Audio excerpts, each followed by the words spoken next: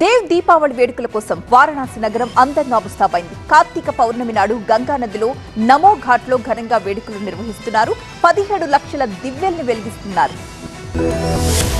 పవిత్ర వారణాసి నగరం దేవు దీపావళి వేడుకల కోసం సర్వాంగ సుందరంగా ముస్తాబైంది. గంగానదిలో దీపాలు వెలిగించి వేడుకలు జరుపుకుంటారు. దేవు దీపావళి సందర్భంగా కాశీ నగరానికి దేవతలు దిగి వస్తారని నమ్మకం.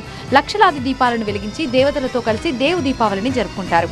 యోగి ప్రభుత్వం దేవు దీపావళి వేడుకలకు అన్ని ఏర్పాట్లు పూర్తి చేసింది. కార్తీక పౌర్ణమి సందర్భంగా శుక్రవారం ఉపరాష్ట్రపతి జగదీప్ ధన్కర్ నమో ఘాట్ ని ప్రారంభిస్తారు. ఈ కార్యక్రమానికి గవర్నర్ ఆనందీబెన్ పటేల్, ముఖ్యమంత్రి యోగి ఆదిత్యనాథ్, కేంద్ర మంత్రి హర్దీప్ పూరి కూడా హాజరవుతారు. నమో ఘాట్ లో ప్రత్యేకమైన బాణసంచ ప్రదర్శన కూడా ఉంటుంది. ప్రజల భాగస్వామ్యంతో కాశీఘాట్లు, చెరువులు, దేవాలయాలలో 17 లక్షలకు పైగా దీపాలు వెలుగుతాయి. పోలీసులు, జల పోలీసులు కూడా భద్రతా ఏర్పాట్లు పూర్తి చేశారు.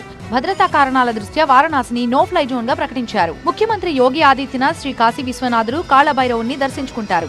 దేవు దీపావళిని వైభవంగా నిర్వహించడానికి 12 లక్షల దీపాలతో ఘాట్లను అలంకరిస్తోంది. 3 లక్షలకు పైగా దీపాలు ఆవు పేడతో తయారు చేయబడ్డాయి. కాశీలోని అర్ధచంద్రాకార ఘాట్లపై దీపాలతో అలంకరించిన గంగా నది హారతి అద్భుతంగా కనిపిస్తోంది. ఈ అద్భుతమైన దృశ్యాన్ని చూడటానికి దేశ విదేశాల నుంచి పర్యాటకులు కాశీకి పెద్ద సంఖ్యలో వస్తున్నారు.